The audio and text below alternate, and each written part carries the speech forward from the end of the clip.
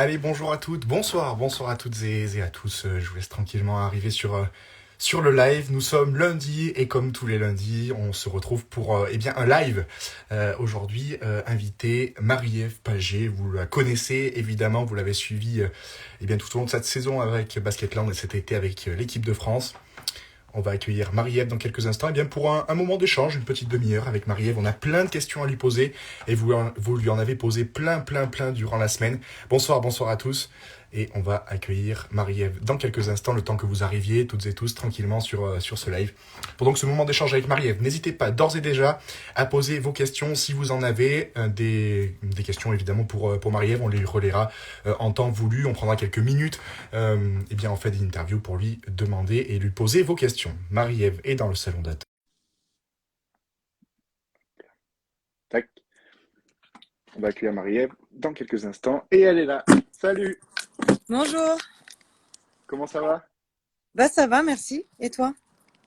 Ouais, ça va super, ça va super. Comme je disais aux personnes qui nous rejoignent déjà, ravi de t'accueillir Marie-Ève pour cette bien nouvelle interview en ce lundi. Oui, prendre un peu de tes nouvelles parce que là, c'est vrai que depuis quelques semaines, quelques mois, ça n'arrête pas pour toi. Pas trop de coupures, un rythme effréné. Ça va, t'arrives à suivre quand même et à maintenir le cap. Ouais, ça va. Bah là, je suis actuellement en vacances, donc voilà, je peux me reposer et je peux couper et enfin atterrir un petit peu, donc ça, c'est plutôt cool. Parce que tu as eu une saison éreintante avec le 5, on va en parler tout à l'heure en longueur avec cette équipe de basket longue là, avec l'équipe de France. Mentalement aussi, c'est important de couper, de partir en vacances quelques jours avant de reprendre la saison en 5-5. Ouais, bien sûr, c'est important. Je pense que voilà, on dit que le repos fait partie de l'entraînement. Et là, c'est exactement dans la période dans laquelle je me trouve. Et je pense que c'est important aussi de déconnecter un petit peu de tout ça, de toute cette pression, de toute cette émotion, pour faire un peu un reset et qu'on soit prête pour la saison d'après. Ouais. Justement, là, on va parler évidemment en longueur de ce titre mondial avec l'équipe de France de 3-3. Vous l'avez célébré, j'imagine, comme il se doit. C'est quelque chose d'unique. On a vu, il y avait des répercussions énormes, enfin, à la fois dans les médias, mais aussi voilà, dans l'ensemble du sport français qui en a parlé et qui a diffusé l'info. Vous l'avez, j'imagine, célébré. C'est quelque chose qu'il faut marquer le coup à ce moment-là. Bah oui, je pense que c'est une performance qui est pas à minimiser. On n'est pas tous les jours champion du monde et c'est vrai que déjà quand ça arrive une fois dans sa carrière, il faut en profiter. Donc c'est sûr qu'on a quand même bien fêté ça. Et surtout, ce qui était bien, c'est que là, on a pu partager ça avec les garçons en fait, parce que eux aussi ont fini bronzés. Et donc voilà, c'est vrai que des fois dans une compétition, quand on ramène quelque chose et qu'on voit son collègue qui est triste et déçu parce que lui, il a pas réussi et que en même temps, il est content pour nous, on peut pas exulter totalement sa joie. Alors que là, le fait d'avoir gagné et les garçons aussi, bah franchement, on a pu vraiment fêter ça tous ensemble et c'était vraiment des moments qui resteront gravés dans ma mémoire. Ouais, justement, c'est quelque chose. T'en parlais, ce vif ça aussi avec les garçons qui ont réussi des performances énormes au mental, notamment dans la finale pour la troisième place. C'est voilà, c'est quelque chose aussi. On jette un coup d'œil dans la récupération à ce que font les garçons. Le soir, on se retrouve aussi. Voilà, c'est encore plus familial, j'allais dire, cet esprit de compétition et de bande. Bah ouais, c'est vrai qu'au 3-3, c'est vraiment criant parce qu'on est toujours avec les garçons et en fait, c'est vraiment des soutiens pour nous. Parce qu'en fait, ils font exactement la même chose, mais dans tous les cas, il n'y aura pas de concurrence, il n'y aura pas de rivalité avec ces gens-là. Et donc, du coup, ce qu'on partage, c'est vraiment en fait que du bonus et que du plus. Et d'avoir des fois la vision d'un homologue masculin, ça peut aussi des fois changer et nous aider. Mais là, c'est vrai que lors de leur petite finale, on était derrière l'enceinte en fait. Et le truc, c'est que on était censé nous rester dans notre bulle parce qu'on se préparait pour la finale. On devait rester échauffé. Mais en même temps, c'est les copains qui jouent à côté. Donc forcément, on a Ouais. envie de les soutenir, on a envie de regarder. Donc des fois, on s'échauffait un peu, on parlait avec les filles, puis on levait la tête pour regarder le score. On passait nos têtes à travers le rideau pour voir comment ça se passait. Enfin, c'était vraiment...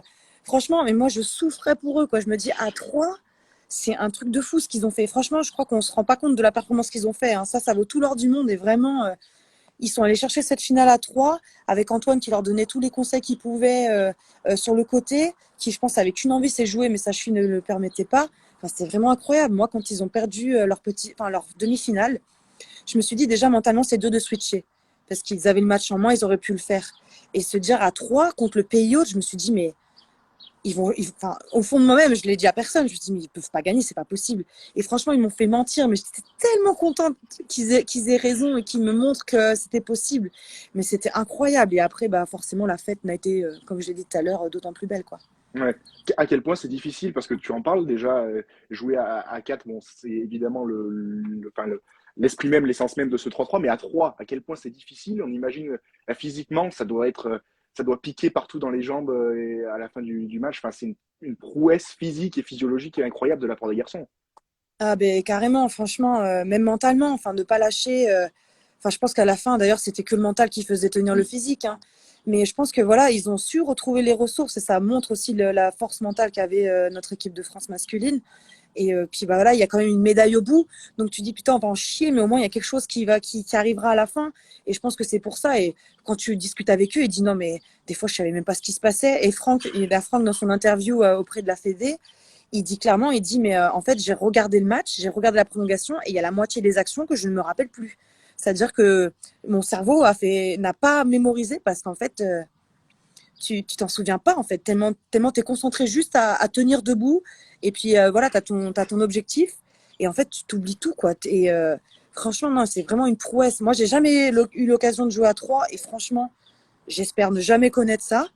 Mm. Mais franchement c'est incroyable pour avoir fait des entraînements comme ça où on fait du jeu un peu à trois, mais c'est super impactant et finir une compète comme ça avec tous les matchs dans les jambes avant, franchement respect pour eux, vraiment ils ont été incroyables. Parce que mine de rien, des fois, on le voit dans d'autres sports, dans des moments aussi chauds comme ça, quand il y a des infériorités numériques, l'équipe a tendance à se resserrer et peut-être à se souder d'autant plus. Mais là, on est quand même dans un contexte assez particulier. Tu disais pays hôte, petite finale, c'est quand même quelque chose d'autant plus impressionnant, c'est sûr, de la part des garçons. On salue toutes celles et ceux qui nous rejoignent, évidemment, des abonnés de Marie-Ève. Eh Salut bien, on tout vous le souhaite la monde. bienvenue. On vous souhaite la bienvenue sur ce live. On parle actuellement, et bien évidemment, du titre de 3-3 de l'équipe de France de basket féminine. Justement, ce tournoi à Anvers, en Belgique, il était long. C'était un long tournoi sur plusieurs jours. Mentalement, c'est voilà, revenir chaque matin pour eh bien, disputer, encore une fois, passer les tours suivants. C'est aussi quelque chose, une vraie épreuve à disputer sur notamment aussi le rythme des matchs, hein. Ouais, évidemment, c'est toujours dur de se reconcentrer, pas de se remotiver parce que la motivation elle est là, mais de se reconcentrer ou même entre chaque match de se réchauffer, de rester concerné et focus. Quand tu sors d'une belle victoire, il faut, tu vois, rester concentré pour pas se reposer sur ses lauriers. Ou quand tu sors d'une défaite, il faut arriver à switcher derrière quand il y a que deux matchs qui se suivent. Mais après, voilà, on est préparé pour ça. C'est-à-dire qu'on attaque le championnat du monde, on sait très bien comment ça va se passer. Donc on est aussi formaté, on a l'habitude et puis c'est des choses qui se font tout seul, quoi. Mm. C'est quoi qui a fait la différence pour toi maintenant qu'on a quelques jours, là, quasiment quelques semaines de recul? C'est quoi? C'est votre complémentarité à toutes les quatre? C'est votre force mentale? C'est qu'est-ce que tu peux dire sur une explication potentielle de la victoire? Moi, je pense que c'est un peu tout. Je pense que on était un groupe très très jeune parce que c'est avant le tournoi, on a eu le temps de faire qu'un match ensemble, vraiment de manière officielle, dans le tournoi qu'on a fait en préparation. Et donc forcément, on était une équipe. On est toutes des expérimentées du 3-3, c'est-à-dire que même si on n'a jamais joué ensemble, on sait toutes jouer au 3-3, donc forcément les automatismes sont peut-être un peu plus faciles à créer, sachant que Horty avait déjà sa connexion avec Mimi et que moi j'avais ma connexion avec Letty. Ça s'est fait un peu plus naturellement et je trouve que ce qui faisait notre force, c'était la communication. C'est-à-dire que comme on n'avait pas forcément eu le temps de s'entraîner, de préparer, bah, tout ce qu'on n'a pas pu faire sur le terrain, on l'a verbalisé. Et déjà, rien que verbaliser, en fait, ça a permis quand même de se construire en tant qu'équipe et de se connaître un peu mieux. Et donc, du coup, de faire la différence. Et après, au-delà de ça, je pense que ce qui a fait la différence sur le tournoi, c'est notre défense. Mm. C'est-à-dire que même si en attaque, des fois, ça manquait un peu d'adresse, où on était peut-être moins rodé, où c'était un peu plus compliqué, on avait notre fer de lance qui était la défense. Et c'est vrai que, voilà, je sais pas combien de paniers, de points on encaisse au total sur le tournoi, mais je pense que la fourchette est quand même, la moyenne est quand même assez basse. Et c'est ça aujourd'hui qui nous fait gagner. Voilà, la phrase bateau qu'on dit tous, c'est pas l'attaque qui fait gagner les championnats, mais c'est la défense. Bah là, c'était clairement ça, quoi. Mm. Tu disais avant la compétition, nos confrères de Basket Actu, tu disais la France ne fait plus partie des favorites. C'était un petit coup de bluff ou une manière voilà, de faire redescendre la pression pour arriver à se libérer dans cette échéance-là? Non, je pense que c'est factuel. Je pense qu'on a fini quatrième aux Jeux Olympiques et qu'on a fait troisième au championnat d'Europe.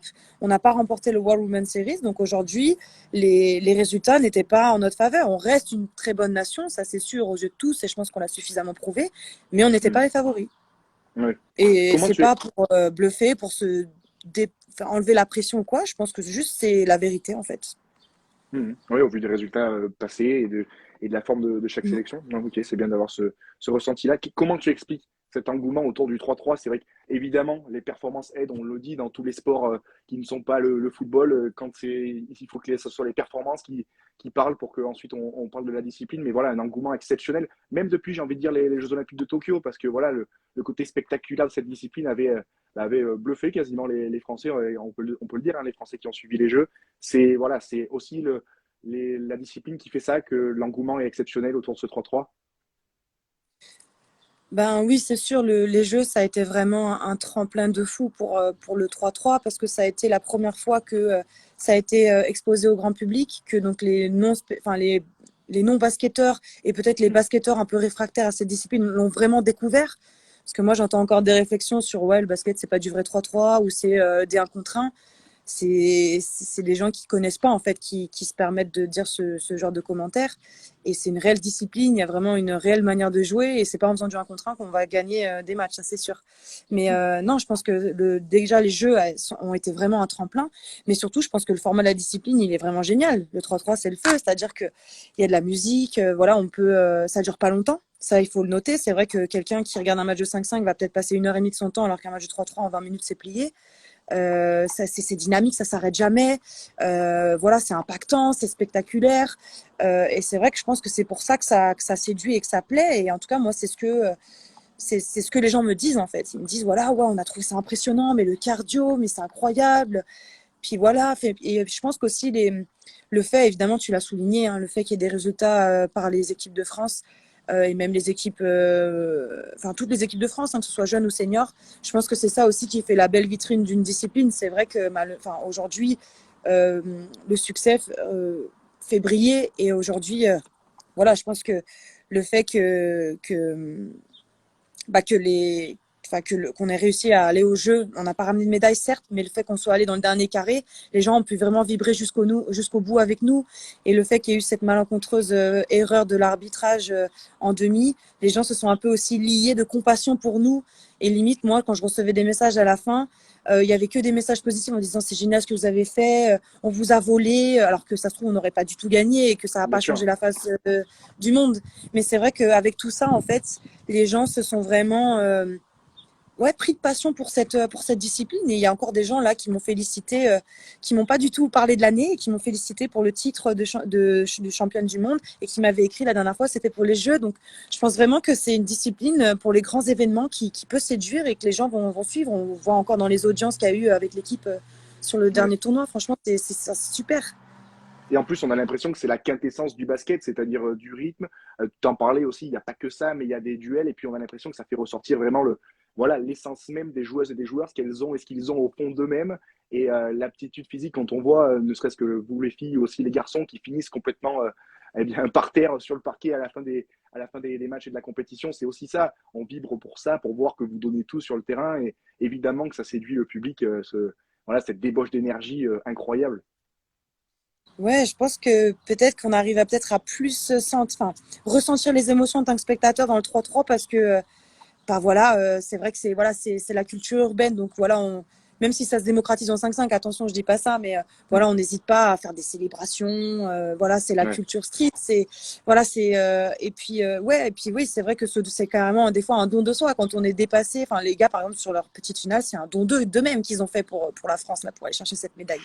C'était vraiment, et ça peut-être que les gens sont peut-être plus sensibles à ça ou le voient un peu plus peut-être en 3-3. Je sais pas, je veux pas parler pour ces gens-là, mais peut-être que oui, ça joue forcément. Hmm.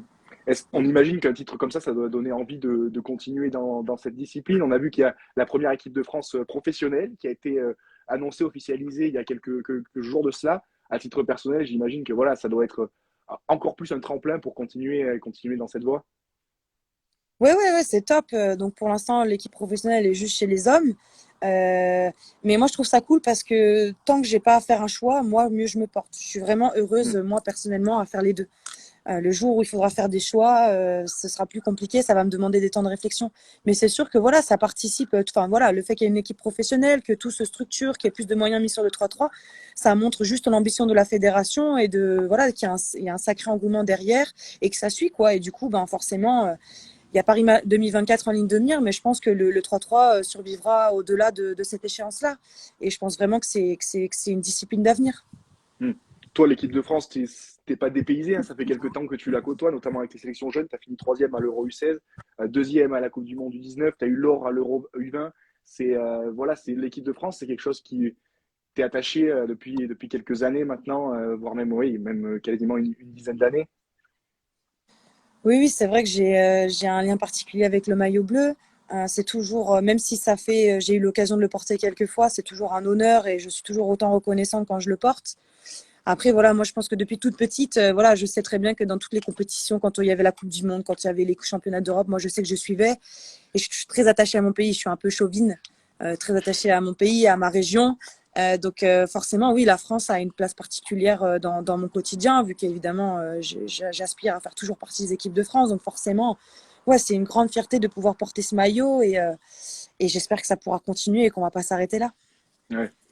Avant de parler un petit peu de ton parcours et ce qu'on peut te souhaiter pour la suite, revenons un petit peu sur cette saison, parce qu'il y a eu une saison, on a tendance à l'oublier, mais il y a eu une saison avec le 5-5 et Basketland, notamment ce titre en Coupe de France. J'imagine que c'est voilà, le point culminant de cet exercice 2021-2022. Oui, évidemment, c'est le point culminant. Mais en fait, quand je repense à toute la saison 2021-2022, ben, en fait, c'était il y a eu tout au long de la saison des pics d'émotions positives apportés. Bah déjà, il y a eu le retour du public dans l'espace François Mitterrand, là où on joue à Basketland. Donc, tout le monde sait, que ce soit quand on est adversaire ou quand on est de là-bas, que l'espace François Mitterrand, c'est un chaudron. Les Landais, voilà, le public joue vraiment son rôle de sixième homme à merveille. Et je pense que, enfin, je reste persuadée que des fois, ça a fait peut-être pencher la balance de certaines décisions arbitrales. Ça nous a poussé, ça a peut-être mis la pression un peu plus à l'adversaire. Et de fait de les retrouver, c'est déjà une joie. Après, voilà, il y a eu cette premier match en Euroleague à la maison, la première victoire. On a quand même passé une saison largement dans le top 4 de LFB. On fait un parcours honorable en Euroleague. On redescend en Eurocup. On perd en quart de finale, mais on offre quand même une victoire à la maison à notre équipe. On finit sur un match de championnat à la maison gagné en demi-finale contre Bourges. Et puis le point culminant, comme tu disais, c'était cette finale de Coupe de France. Ce qu'il faut savoir, c'est que Basketball a toujours eu une histoire particulière avec la Coupe de France. C'est-à-dire que c'était plutôt une histoire de malédiction à l'époque. C'est-à-dire qu'avant cette année, Basketball n'a jamais passé le quart de finale. L'année dernière, on avait échoué contre Landerneau en quart de finale et les années d'avant, je n'étais pas forcément là, mais voilà, elles ont toujours perdu contre des Ligue 2 ou perdu, elles n'ont jamais passé le quart. Et là, cette année, on a réussi à se hisser jusqu'en finale. Donc déjà, le fait de déplacer tout le peuple landais à Paris, ça, c'est déjà incroyable parce que les gens, ils parlaient que de ça. C'est-à-dire que 2 mois avant, on pouvait perdre des matchs ou les gagner. Limite, ils disaient non, mais c'est pas grave, tant que vous êtes prête pour le match de Bercy, c'est ça qui compte, limite. Les gens avaient fait Et en déjà fait, ouais. ouais, Ils avaient les gens, déjà ils avaient. calé leur voyage à Paris. Non, non, mais c'est incroyable. La billetterie, je crois que les places de Bercy, le train, c'est parti en 45 minutes. C'était incroyable. Enfin, moi, j'ai jamais vu ça. Un train de 500 places, c'est parti comme des petits pains, quoi. Et puis sans compter tous les gens qui sont venus par leur propre chef à Bercy. Enfin, c'était vraiment incroyable. Puis le match de qualité qu'on a produit face à un très grand Bourges Basket encore, nos meilleurs ennemis cette année. Enfin voilà, je pense que ça a vraiment marqué le coup. Et puis bah, qu'on gagne forcément, ça a été vraiment la fête. Enfin moi, je sais que ce titre-là, je pense que j'ai fêté le titre de championne de France en même temps l'année d'avant, quoi. J'ai vraiment bien fait la fête et bien fêté ça comme il fallait et partager ça avec le public, c'était vraiment incroyable. Et moi, je me souviendrai toujours, c'est quand on est rentré dans Bercy, voir ce mur bleu et blanc. Je sais pas, ça m'a donné des frissons. Je l'avais déjà vécu un peu avec Charleville où voilà, il y avait eu un mur noir et rouge. Mais là, aujourd'hui, Basketland, je me sens vraiment bien dans ce club. Et j'ai une place dans l'équipe mon rôle, il est plus grand. Donc forcément, tu te sens encore plus actrice. Donc forcément, tu vis encore plus les émotions. Et à Charleville, on avait malheureusement toujours perdu. Là, en plus, le fait qu'on gagne et de partager ça avec le public, franchement, c'était incroyable et ça restera, je pense, mes meilleures émotions de toute l'année, sans compter évidemment la Coupe du Monde qu'il y a eu avec le 3-3. Mais c'était, franchement, si vous venez voir un match à l'Espace François Mitterrand, y a que comme ça que vous verrez, vous comprendrez pourquoi je parle de ça. Mais oui, c'est vrai qu'on ne se rend pas compte dans tous les chaudrons, que ce soit dans le basket ou même dans les autres sports, des fois les images même ne suffisent même pas, ou les petits films ne suffisent même pas à se rendre compte. Tu en parlais, c'est sûr que le Covid, l'après-Covid, ça fait encore plus apprécier ces ambiances-là exceptionnelles. J'imagine qu'aussi vous, joueuses et joueurs, vous vibrez pour ça, voilà, tu en parles avec gourmandise de ces ambiances magnifiques, de ce public qui se déplace. Ça donne forcément beaucoup, beaucoup de sens à la performance quand il y a le public qui vient vous accompagner. Bien sûr, je pense qu'aujourd'hui, alors, moi, j'ai mis du temps à le voir comme ça, mais en fait, c'est à force d'avoir des témoignages des gens qui vivent des fois pour le basket et qui viennent voir les matchs avec tant de passion, de voir les gens qui viennent nous soutenir. On se rend compte qu'en fait, on a la chance de faire déjà un sport passion, de faire ce qu'on aime, mais surtout, on a la chance de pouvoir donner des émotions. Et pendant le Covid, ça a été compliqué parce qu'évidemment, oui, il n'y avait pas notre public qui nous poussait, mais en fait, moi, le Covid ne m'a pas plus dérangé, c'est-à-dire que je savais que les gens nous regardaient et entre guillemets, les gens n'avaient quasiment que ça en fait. Nous, on avait la chance de continuer, mais les gens n'avaient plus de loisirs, plus de cinéma, plus rien. Et ils pouvaient regarder le basket qui était retransmis. Et il y a plein de Landais qui m'écrivaient en disant merci, ça nous sort de cette période un peu morose qu'est le Covid. Et du coup, en fait, moi, je me disais, mais attends, mais tu peux pas être triste du Covid. Tu as la chance de continuer à jouer au basket, ce qui n'est pas le cas de tous les amateurs ou des gens, d'autres personnes qui peuvent plus faire leur sport. Et surtout, tu peux faire vibrer les gens dans cette période morose. Enfin, y a rien de mieux, quoi. Donc forcément, oui, je pense qu'on joue pour faire partager ces émotions-là et qu'elles sont de voir la joie des gens, ça décuple encore plus notre joie à nous personnelle d'avoir réussi à faire une performance.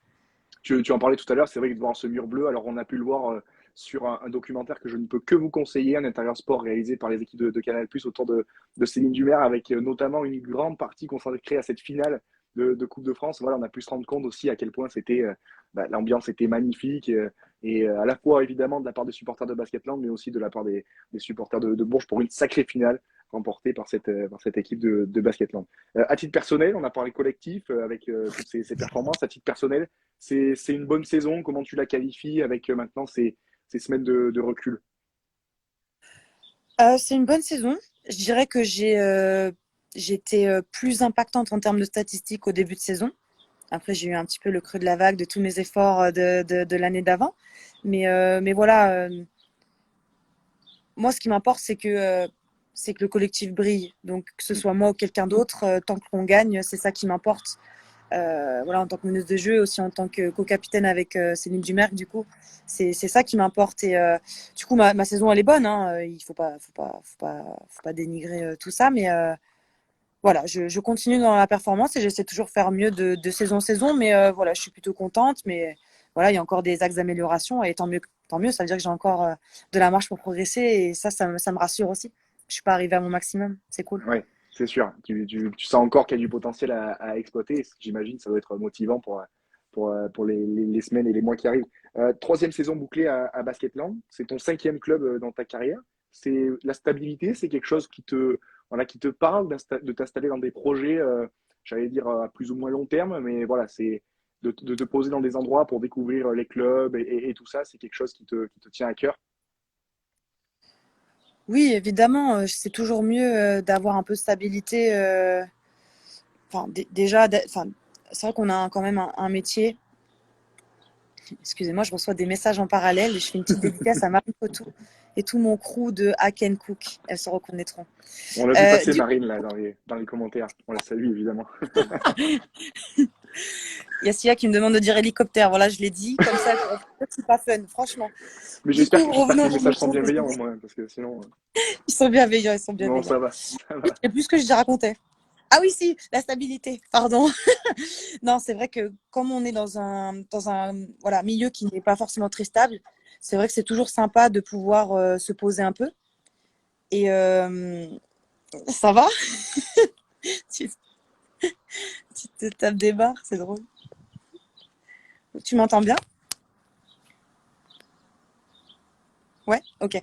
Et du coup, moi, ce qui m'anime déjà d'aller dans les clubs, c'est le projet sportif. Euh, du coup, c'est ça qui m'anime à la base. Et, ouais, tant mieux. Et là, à Basketland, le fait que j'ai pu trouver un équilibre dans un club où les valeurs me ressemblent et qu'en plus le projet sportif soit ambitieux et je suis vraiment intégrée dedans, j'ai envie de dire que c'est un peu jackpot, quoi. C'est vrai que des fois, il y a des saisons qui sont plus difficiles que d'autres, des clubs où ça se passe un petit peu moins bien en termes sportifs. Mais voilà, je dénigre pas tout ça parce que tout ça m'aura apporté quelque chose. Mais voilà, c'est vrai qu'ici à Basketland, j'ai vraiment trouvé quelque chose où je me sens bien. Et c'est vrai que moi, j'aime bien les choses. Là, voilà, je me suis engagée pour 3 ans, donc il me reste encore 2 ans de contrat. Donc c'est vrai que ça fait un peu de stabilité. Mais après, voilà, à la fin de mon contrat, je sais pas ce que je ferai. Je me suis pas encore penchée sur la question. Mais c'est vrai que voilà, moi, un peu de stabilité dans ma vie professionnelle sportive, je crache pas dessus, quoi. Ouais. Justement, à 25 ans maintenant, voilà, tu disputes les playoffs quasiment depuis 6, 7 ans maintenant, quasiment tous les ans. Il y a des choses qui te font encore rêver, ou des clubs, des championnats, voilà, découvrir des choses tu dis, ça serait bien que je fasse ça quand même avant la fin de ta carrière. Ben, il y a quelques années, je disais, voilà, moi, je vais faire ma carrière en France. Je trouve que c'est un des meilleurs championnats. Et je le pense toujours, d'ailleurs. Je pense que c'est le championnat le plus homogène, pardon, d'Europe. Euh, mais je suis pas ferme. Aujourd'hui, avec le 3-3, avoir voyagé, découvert d'autres cultures et maîtrisant un peu plus l'anglais aussi, c'est vrai que partir à l'étranger, c'est quelque chose qui me dérange pas. Donc peut-être, je sais pas, si un jour j'ai l'opportunité d'avoir vraiment un projet ambitieux sportif, tu vois, ce qu'on peut me proposer aujourd'hui à Basketland dans un autre club européen, pourquoi pas? Je pense que c'est important de le faire et c'est une expérience enrichissante. Après, voilà, je suis fermée à rien du tout. Je vais voir ce qui s'offre à moi. Pour l'instant, c'est vrai que c'est pas d'actualité. Je me sens très bien à Basketland et d'abord, faut faire le taf là-bas et ensuite on verra. Hmm. Pour revenir un petit peu sur ton parcours, comment est-ce que tu as découvert le basket? Parce que c'est vrai que c'est assez intéressant de voir comment les championnes et les champions ont découvert les sports dans lesquels ils brillent. Toi, comment c'est venu? Bah, franchement, c'est par hasard. C'est-à-dire que mes parents, ils cherchaient. Mes parents sont pas du tout basketteurs. C'est-à-dire que mon père était pongiste et ma mère, elle n'a pas eu de la chance de faire du sport dans un club, mais elle était très sportive dans l'âme. Et en fait, j'étais une petite fille débordante d'énergie, pour pas dire autre chose. Je bougeais beaucoup, beaucoup. Donc, il fallait quelque chose qui canalise mon énergie pour que bah, je sois un peu fatiguée à la maison et que j'arrête de courir partout. Et en fait, mes parents cherchaient un sport collectif pour commencer déjà à apprendre à vivre ensemble. Et puis voilà, il y avait le basket qui était pas très loin de la maison. Donc ils m'ont emmené au premier entraînement. J'avais été en baby basket, donc j'avais 5 ans. Et puis bah, apparemment j'ai adoré vu que j'en suis là. Mais voilà, vraiment par hasard quoi. Je n'étais pas du tout prédestinée à être au basket quoi. C'est tombé vraiment comme ça quoi. Ouais. Et si tu n'avais pas fait de basket, tu avais j'imagine des rêves de petite fille? Pas forcément. Non, je me rappelle plus. Je pense que comme tous les enfants, j'ai voulu être vétérinaire et prof de sport. Mais alors, prof de sport, je suis prof de PS.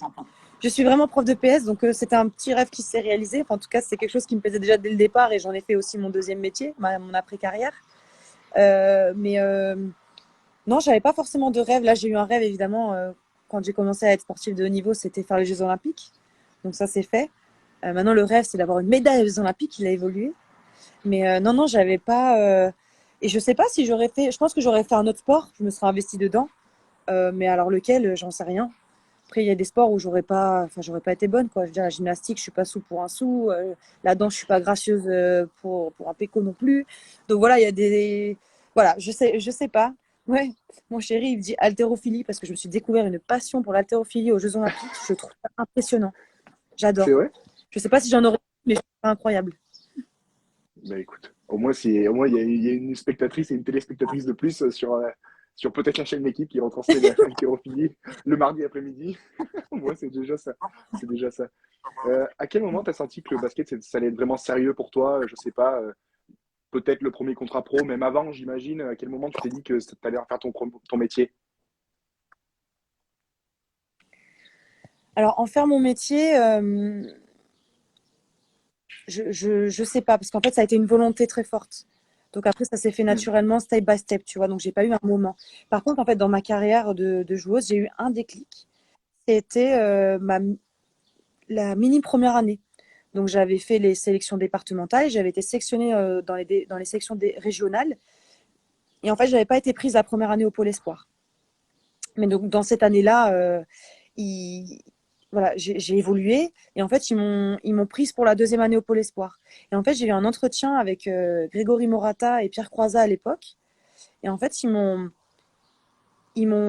lors de cet entretien, en fait, ils m'ont fait prendre conscience euh, que j'avais quelque chose, que j'avais un potentiel. Alors bien sûr, on était loin de se dire bah tu vas finir presque professionnel, mais j'avais entre guillemets les prérequis pour pouvoir intégrer la filière haut niveau et peut-être aller chercher quelque chose plus tard. Évidemment, sous condition de continuer à me développer, de continuer à travailler, etc., etc. Mais c'est en fait la première fois où entre guillemets je me suis dit le basket, je peux peut-être en faire mon métier, enfin aller à haut niveau du joueur, parce que mon métier c'était loin. Mais en tout cas, voilà, évoluer dans le plus haut niveau. Et c'est vraiment là que j'ai pris conscience de ça. Et c'est vraiment un entretien qui m'a marqué, quoi. Parce qu'avant, c'est vrai que je me réveillais le matin, quand j'avais entraînement le soir, j'étais toute contente. Et quand j'avais pas entraînement le soir, bah, flemme d'aller en cours, quoi. Ouais. Et donc, c'était vraiment quelque chose que j'aimais faire. C'était devenu, en fait, bah, je crois que je suis devenue accro, en fait, tout simplement. Mm.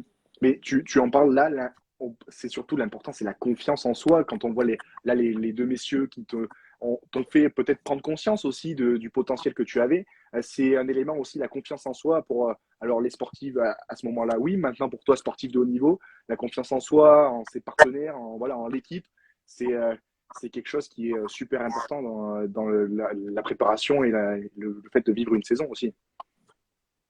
Oui, je pense que quand on est sportif de haut niveau, c'est important d'avoir une confiance en soi. Et je pense qu'aujourd'hui, quand tu es sportif de haut niveau, tu as un minimum confiance en toi. Aujourd'hui, je Mm. peux dire sereinement que j'ai confiance en moi. Mais c'est vrai que ça a été dur de travailler ça. C'est aussi un travail de longue haleine et qui continue encore aujourd'hui. De ne pas douter de soi-même, de connaître sa valeur, de se fixer des objectifs à sa juste hauteur. C'est vrai que c'est un travail, hein, c'est un travail, mais je pense que la confiance en soi, c'est important même pour quelqu'un qui ne fait pas de sport à haut niveau. Aujourd'hui, il Mm. y a trop de personnes qui se limitent à des choses parce qu'elles pensent que c'est pas possible, parce qu'elles n'ont pas les capacités pour, alors qu'en fait, c'est simplement elles-mêmes qui se mettent des freins. Et donc, c'est super important la confiance en soi pour vivre sereinement et s'épanouir en fait. Mais qu'on soit sportif de haut niveau comme artiste ou comme quelqu'un qui fait simplement un boulot qui lui plaît, quoi, tout simplement. Mm. On parlait tout à l'heure, enfin tu parlais tout à l'heure de l'haltérophilie. C'est la tradition des questions. Est-ce que tu as des passions, des hobbies hors basket? Parce que c'est vrai qu'on imagine que c'est énormément, énormément.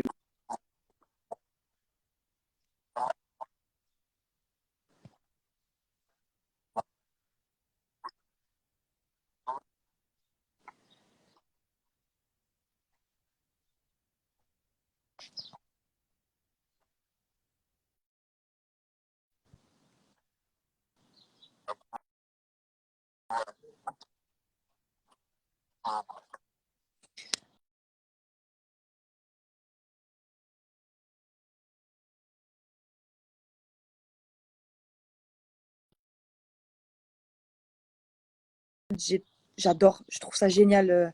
Je les trouve super impressionnants, les pilotes, et je trouve que voilà, le sport mobile, la F1, moi je t'entends. Bon,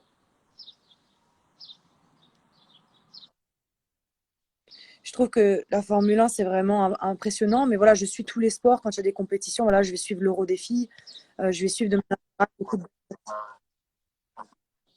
Ok. Et sinon, j'adore regarder des séries. C'est vrai qu'avec avec mon chéri, on regarde beaucoup de séries en même temps, mais on est vraiment accro aux séries, aux films.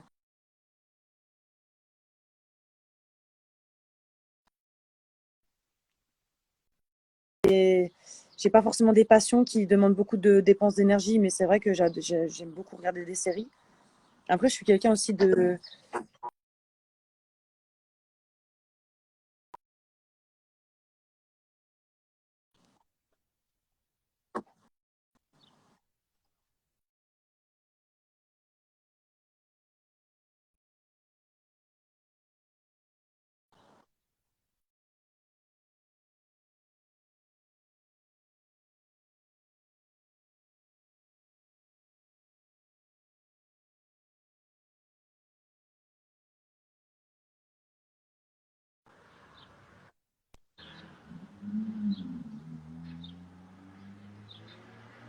moi je t'entends là. Ah, ça y est, je t'ai retrouvé.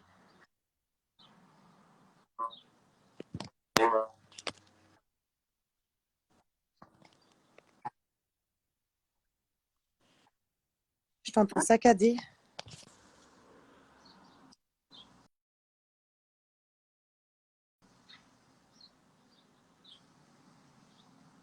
Tu m'entends? Ah, ça y est. Ok, bah,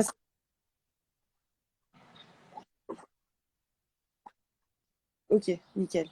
Bon, bah, du coup, alors j'ai pas entendu ta dernière question du coup sur les séries et les films. C'est pas-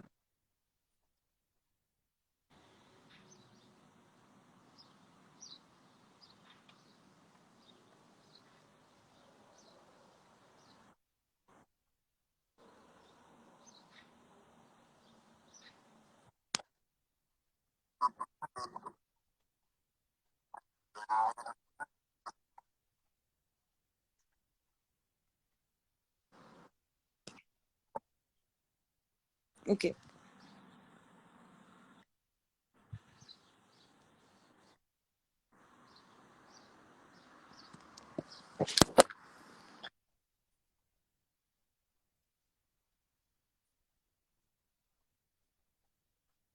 parce que moi j'ai toutes les barres pour l'instant. Je vois bien. Oui, pas de problème. Hop là, regarde, je pense que. Je sais pas si tu m'entends, mais on va essayer de la jouer comme ça. Hop Ouais, là. Est-ce que tu m'entends? ouais, je t'entends bien et mieux là. Ouais, parfait. Oui, non, du coup, oui, j'avais bien. Excusez-nous, vraiment pour les soucis de connexion, ça arrive. Comme le disait Stéphane, Stéphane, mon collègue, les serveurs d'Instagram nous font un petit peu des malheurs. Non, c'était bon pour les séries et pour les films. J'avais ma réponse. Excuse-moi hein, pour les soucis de connexion. Écoute, on fait au mieux pour que ça marche et pour que ça soit bon pour les gens qui nous regardent. C'est mieux. Ah, super. Merci. Merci beaucoup pour vos réponses. Oui, justement, on va reprendre un petit peu le fil. La semaine dernière, on parlait avec Hélène bien de la difficulté que c'est de poursuivre des études en même temps que la carrière de sportif ou de sportif de haut niveau. Toi, c'est ton cas. Tu as réussi avec ton bac plus 5, si je ne m'abuse. C'est quelque chose dont tu avais vraiment à cœur de finir ce cursus universitaire. Oui, parce que bah, déjà, mes parents sont profs tous les deux. Donc c'est vrai que pour eux, les études, c'était important. Et enfin, c'est vrai que mes parents aussi, ils ont découvert un peu ce qu'était la vie professionnelle d'un sportif en même temps que moi. Et voilà, ils m'ont toujours très alerté sur le fait bah voilà, qu'une carrière, elle peut ne pas se passer, et elle peut s'arrêter aussi. Et donc, ils m'ont toujours voilà, inculqué que c'était important de continuer mon double projet. Et même moi, enfin voilà, j'avais comme objectif d'être prof de PS, donc ça faisait partie de continuer mes études en parallèle parce que je me voyais pas en fait à la fin de ma carrière de reprendre des études, surtout voilà passer un concours et tout ce qui s'ensuit pour être prof de PS. Donc c'est quelque chose que j'ai mené de front bah, pendant 5 ans, enfin même avant parce que voilà c'était au lycée mais c'était différent. Mais en parallèle de ma carrière professionnelle, donc évidemment hein, ça demande organisation, un peu de sacrifice et tout ce qui s'ensuit, mais c'est vrai que je regrette vraiment pas de l'avoir fait quoi. Hmm. Ouais, c'est intéressant parce qu'on voit, enfin, on comprend et avec les personnes qu'on interviewe et même au-delà hein, dans le monde du sport à quel point c'est compliqué parfois les clubs ou les fédérations ne sont pas forcément aidantes aussi dans le fait de poursuivre un double projet avec le cursus universitaire en même temps que la performance sportive. On se dit pourquoi pas que les études peuvent un peu altérer les performances dans le rythme et tout ça. Et voilà, c'était pas trop dur aussi à concilier toi les deux emplois du temps pendant ces Ben, années-là. moi j'ai eu de la chance d'avoir ben, des clubs très conciliants, des coachs très conciliants. Hmm. Voilà, à Nice, bah, j'étais avec Rachid Méziane, donc l'actuel coach de Villeneuve, qui était mon coach au centre de formation. Donc, si tu veux, lui qui a fait de la formation, il sait à quel point les études, c'est important. Et après, quand je suis arrivée à Angers, j'ai eu donc David Girandière, là, ma première année, et ma deuxième année, surtout David Gauthier. Mais ces deux personnes-là aussi, elles m'ont pris avec ce projet scolaire que j'avais aussi. Et elles ont été très aidantes et arrangeantes, et surtout à Angers, parce que voilà l'année du concours ou même l'année de stage, c'est vrai que voilà j'ai eu droit à des aménagements. J'ai eu le droit par exemple de louper l'entraînement du jeudi matin pour aller à la fac et le lundi matin je devais louper l'entraînement parce que on n'avait pas réussi à concilier. Enfin le lycée n'avait pas trouvé un arrangement pour me faciliter mon emploi du temps. Ils l'ont trouvé après. Donc voilà, le lycée aussi a dû faire une part d'effort de son côté. Enfin voilà, j'ai quand même évolué dans un environnement où les gens m'ont plutôt facilité ont compris en fait mon double projet et ne me l'ont jamais reproché. Par contre, c'est vrai que voilà, il faut toujours se battre. Quand tu es à la fac, les facs, elles mettent des statuts en place, mais il faut toujours courir après les gens pour que les droits soient réellement mis en place. On te dit de continuer tes études et qu'il y aura des aménagements et quand tu demandes ces aménagements, tu dois toujours courir après tout le monde pour les obtenir. Tu sais pas à qui demander et personne te répond. Là encore, actuellement, on se bat avec Minia Touré et Laetitia Guapo parce qu'on est toutes les trois enseignantes EPS, donc soumises aussi à une deadline de mise en disponibilité. Et là, on est toutes les trois en train de mener un combat pour faire tomber cette mise en disponibilité et qu'on puisse, voilà, qu'on ne soit pas obligé de choisir entre notre carrière sportive et notre carrière professionnelle d'enseignante et qu'on puisse, voilà, faire l'une et ensuite enchaîner avec l'autre. Mais voilà, c'est des combats permanents en fait.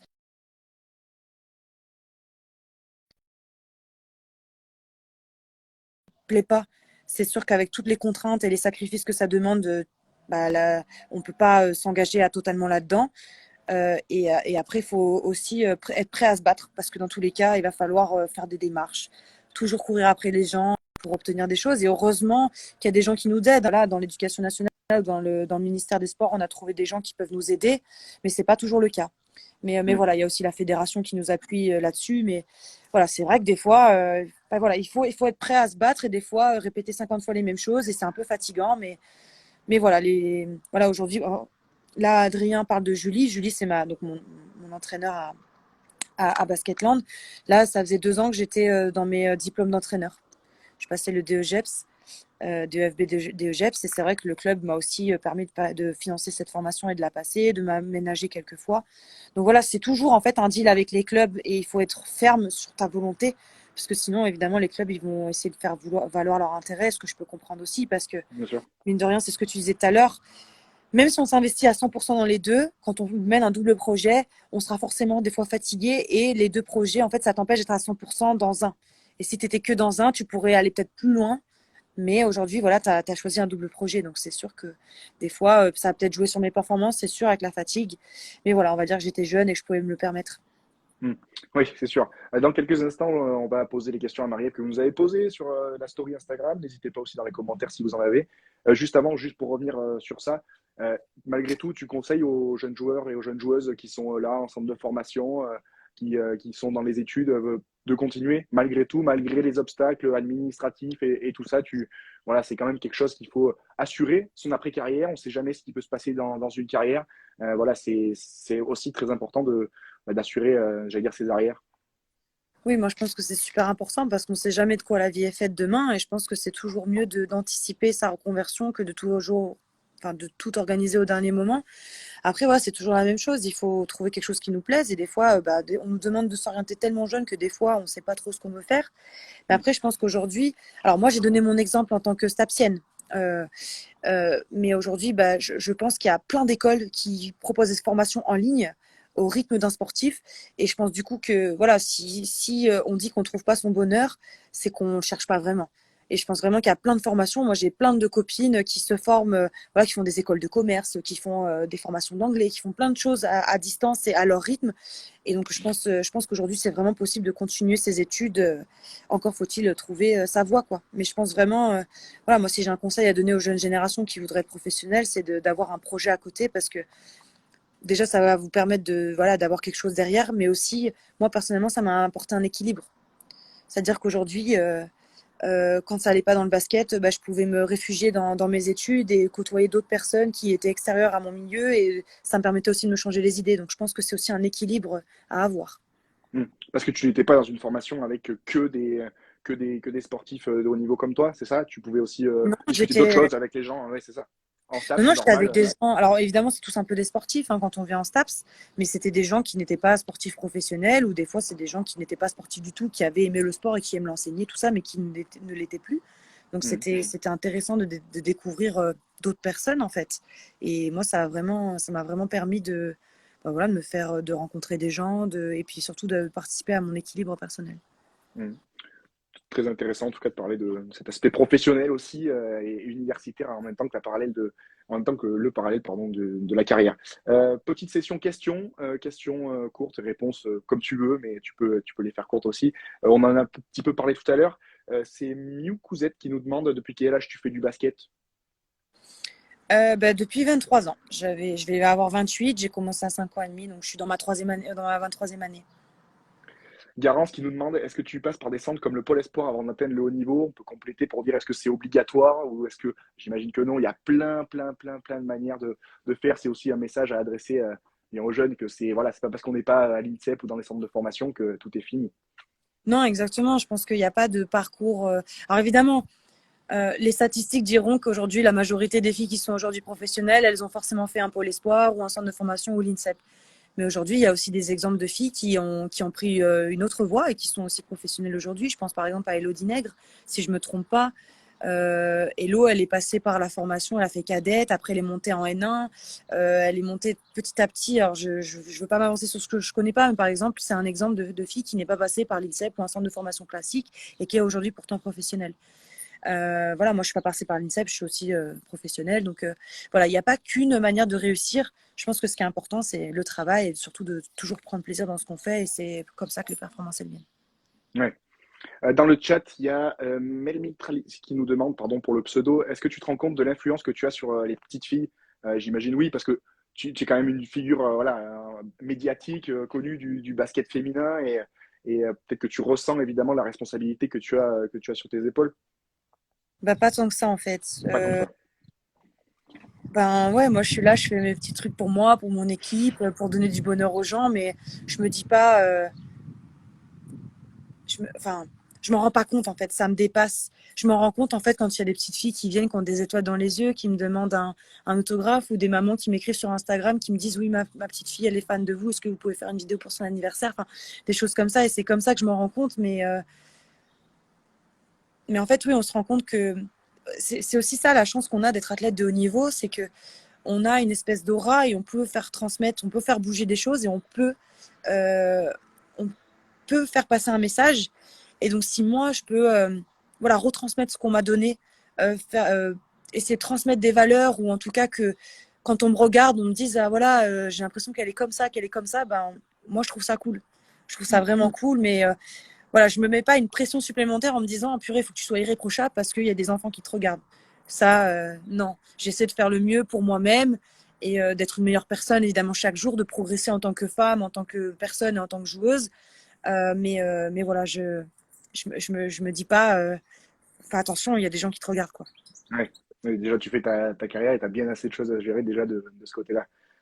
Maëva Bourlon qui nous demandait dans la story Instagram quel est ton meilleur moment avec Basketland? Difficile toujours, mais Bah, je pense que le meilleur moment, ça restera la Coupe de France.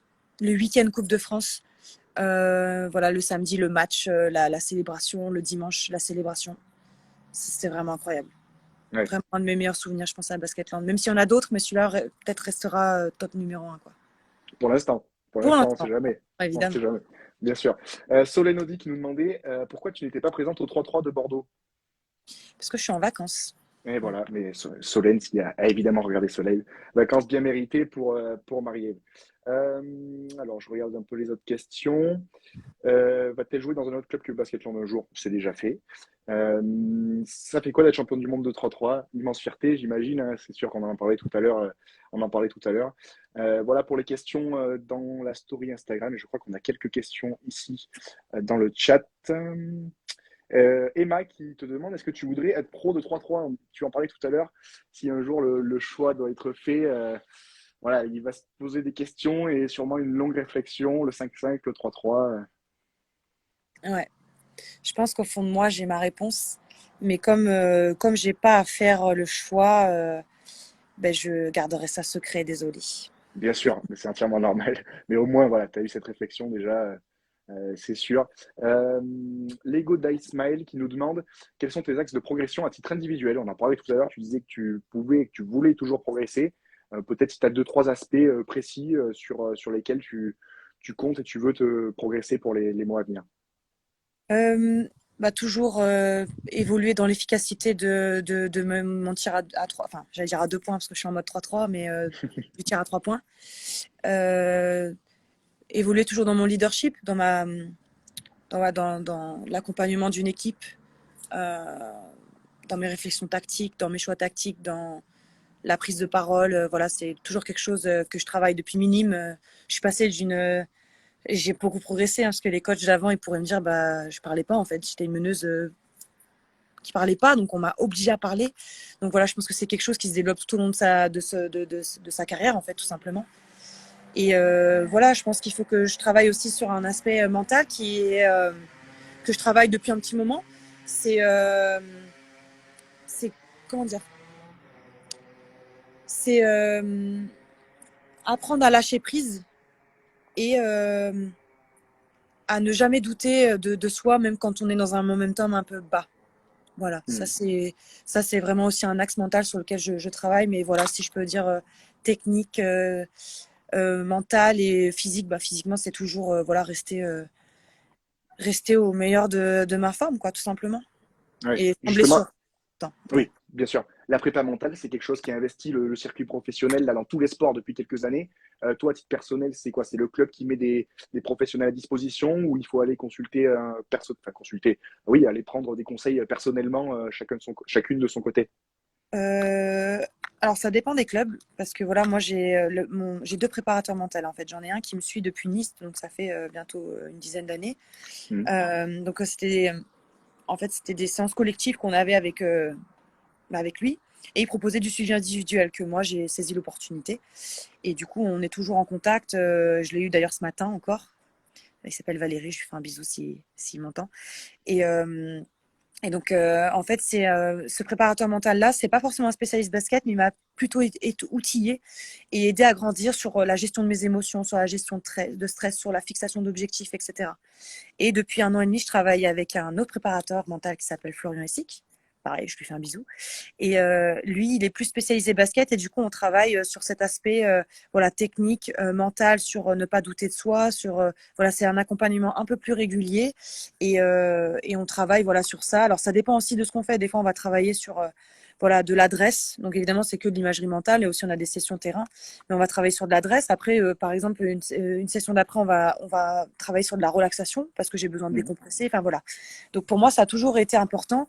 Après, aujourd'hui, je pense qu'on a quand même énormément de retard. Ça commence à se démocratiser.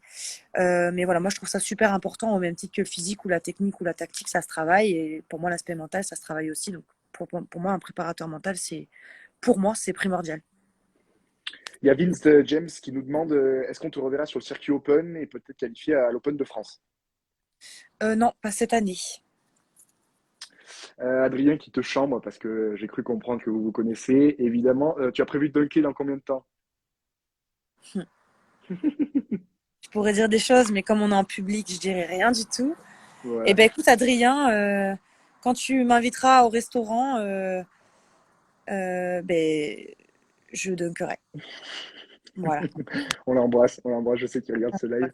Euh, on a Malika qui nous demande qu'est-ce que le 3-3 t'apporte en plus dans ta vie par rapport au 5-5? Et on prendra une des dernières questions, là, parce qu'après, évidemment, on va te laisser. Ça fait quasiment 1 heure que tu es avec nous, que tu as Comment la ça? gentillesse d'être avec nous. Oui, quelle différence, qu'est-ce que ça t'apporte l'un par rapport à l'autre? Moi, le 3-3 m'a vraiment permis en fait de m'apporter de la confiance en moi. Alors ça s'est évidemment fait à travers le basket, mais en fait le 3-3 m'a obligé à prendre des responsabilités parce que bah on est moins, il y a plus d'espace, donc plus d'opportunités et puis les possessions sont plus courtes, donc forcément tu dois être plus actrice encore. Et donc ça m'a permis en fait de me rappeler que j'étais capable de faire des choses. Hmm. Et donc ça m'a permis de me redonner confiance et donc de passer aussi un step quand je suis revenue au 5-5 à être beaucoup plus agressive en attaque. Parce que c'est vrai que naturellement j'ai tendance à m'effacer pour les autres. Mais c'est vrai que c'est aussi important de ne pas s'oublier parce que bah, je pense avoir des qualités qui peuvent apporter à l'équipe. Et donc, c'est important de les faire valoir. Et le 3-3 m'a vraiment permis de m'apporter ça en termes de qualité basket. Et après, le 3-3 m'apporte tellement de plaisir. C'est comme une parenthèse et un second souffle pour aborder l'année plus sereinement parce que j'ai vraiment pris du plaisir à faire ce que j'aimais. La culture, elle est tellement différente et c'est moins protocolaire que le 5-5 que je m'éclate en fait. Et quand on s'éclate, ben, on en redemande en fait. Donc forcément, ça m'a apporté ce côté-là. Hmm. Une dernière question d'Inès. C'était quoi ton poste au tout début de ta carrière? Bon, moi, j'ai toujours été minuscule, donc j'ai toujours été meneuse de jeu. Voilà, Relation de cause à effet, évidemment. exact. Bon, bah, très bien. Merci beaucoup en tout cas pour toutes vos questions. Moi, j'en aurais deux petites pour terminer. Déjà, quand est-ce qu'est ta reprise?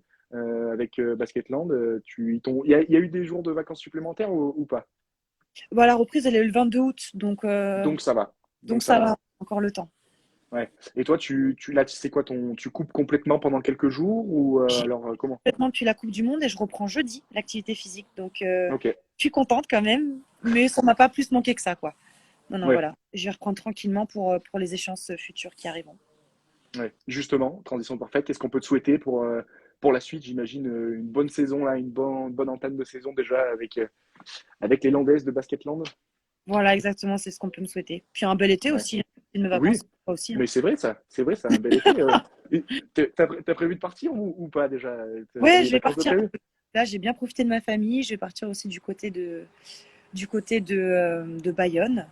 Et Ok. puis, je serai là pour mes toutes premières fêtes de la Madeleine. Alors, j'ai hâte. Ça promet, ça promet, ça promet. Bah écoute, merci beaucoup Marie. Dernière question que l'on instaure depuis quelques temps là avec les invités EES que l'on a sur les lives. Qui est-ce que tu invites pour la semaine prochaine ou une prochaine édition de ce live, une partenaire, un partenaire, voilà, un collègue que tu voudrais inviter à participer à ce live à ta place une prochaine fois? Mais je ne sais pas si ça a déjà été fait. Je ne sais pas comment il va accueillir le truc. Mais moi, je pense que vous pouvez inviter Adrien tout le monde. Parce que je pense que c'est intéressant peut-être d'avoir son point de vue qui est autre qu'un coach, autre qu'un joueur, et le point de vue d'un supporter investi dans une association et dans un club. Je pense que ça peut être sympa d'avoir ce regard-là. Donc, je pose ça là, une petite bombe, et voilà. Mais écoute, tu sais pas si bien le dire parce que nous on est basé là du côté avec Stéphane de Seine qui gère le média, on est passé pas loin de Lille et on l'a pas mal côtoyé cette année, Adrien. Il y a un petit documentaire, une petite vidéo qui est focus sur lui qui est en préparation. Écoute, Ah, pourquoi pas, ça pourrait être l'occasion. Pour Adrien, c'est noté. Et est-ce que tu as un joueur ou une joueuse? Comme ça, on complète, on fait le duo à qui on enverra l'extrait et qui est susceptible de participer au live. Tout à l'heure, tu as parlé de Marine. Ou bah alors, est-ce voilà, que tu as un Marie, autre nom? Marine. Ah bah tout. écoute, Voilà, on t'attend bon. sur le live et j'espère que tu me feras une big dédicace comme moi je t'ai fait. Eh ben, écoute, c'est noté, on va lui envoyer un petit message et on va voir ce qu'elle en dit. Tiens, il y avait Rachid Méziane, attends que je récupère son message, qui te disait, coach de l'USBVA, qui te disait arrête de dire des bêtises, Marie. Voilà, on le salue, Rachid, évidemment, qui doit être en train de. En plus, je Vas-y. disais du bien de lui, alors je sais pas comment on doit le Mais prendre. c'est vrai, mais il est arrivé peut-être après, Rachid, il a peut-être pas entendu. Il a peut-être pas entendu. Une bonne saison, évidemment, avec le SBVA qui a peut-être retrouvé l'Euroleague. Bon, merci beaucoup, Marie-Ève. C'était génial, cette petite heure passée. Merci beaucoup pour ton temps. Et puis, on te souhaite de bonnes vacances. Eh bien, merci beaucoup, merci à toi. Et puis, bah, bonne semaine du coup. Et Ouais, bel c'est sûr. été. Et puis, merci Et beaucoup. merci Salut, à tout le monde. Marie-Ève. Ciao, ciao. Ouais, merci. Merci à tous pour votre présence. Et puis, on se dit à bientôt. Salut. Voilà, merci beaucoup. Merci à toutes et à tous. Merci à Marie-Ève, cette heure d'interview quasiment, on est quasiment à l'heure tout pile. Merci à Marie-Ève, évidemment. J'ai changé de décor, hein, vous l'avez vu, à cause de la mauvaise connexion. Merci à tous de votre participation, de vos nombreuses questions. Vous avez été super actifs. Ça fait vraiment plaisir d'avoir eu de nombreuses questions de votre part. Vous avez été nombreux à suivre ce live. On se retrouvera donc très bientôt. On va envoyer la petite invitation à Marine Fautou si elle veut participer une prochaine fois à un live. Et puis, je vous remercie de tous et à tous, pardon, de votre présence une nouvelle fois, de vos questions. On se retrouvera lundi pour un nouveau live, même heure, même endroit. Et puis, je vous souhaite une bonne soirée et une bonne semaine. Salut!